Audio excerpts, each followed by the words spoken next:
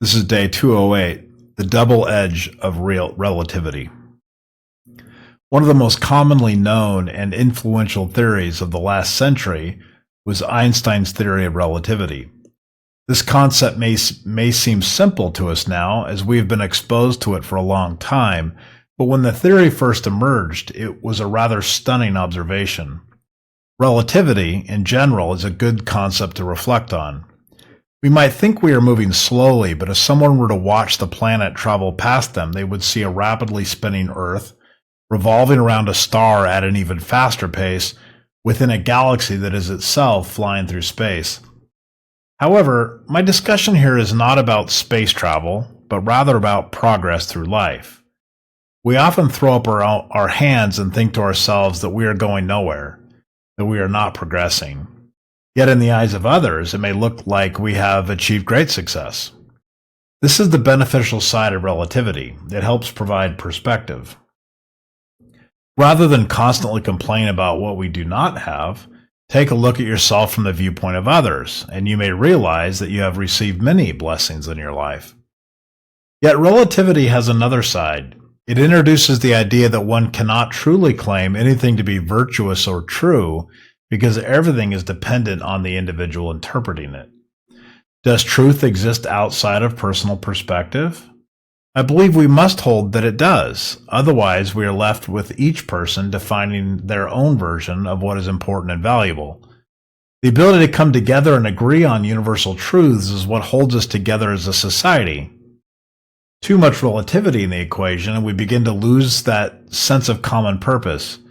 We find ourselves in danger of eroding the very foundation that brought us together in the first place. I realize that entire wars have been fought over this concept, and it is attempting to suddenly claim that all is relative. This offers a temporary reprieve from the challenge of negotiating a shared understanding, but it is dangerous to ignore this entirely. People form bonds over commonly held beliefs, and it is that agreement that unites us. The balance lies in understanding what others are going through and recognizing the circumstances they face so that we can show a tolerance and not be so rigid in our viewpoint as to ostracize or demean those who differ from us in perspective. Relativity, or the understanding that your present circumstances may be quite good when compared to the perspective of others, can be a tremendous aid when you are feeling discouraged.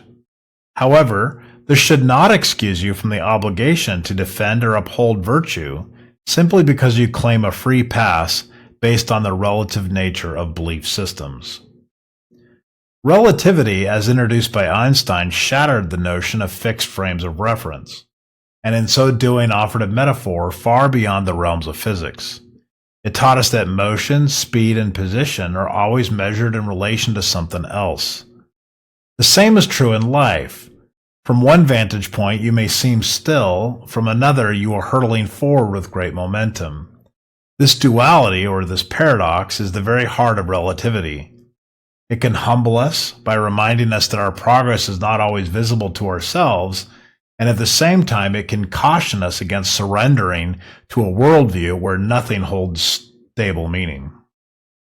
Relativity gives us the gift of perspective, the chance to be grateful, to see our blessings more clearly through the eyes of others, but it also carries a warning.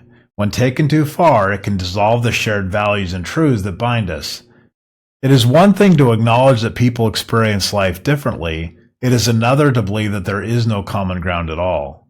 The challenge then is to walk that line, to use relativity not as an excuse to abandon virtue, but as a lens to better understand the journey of others, and in so doing, strengthen our own.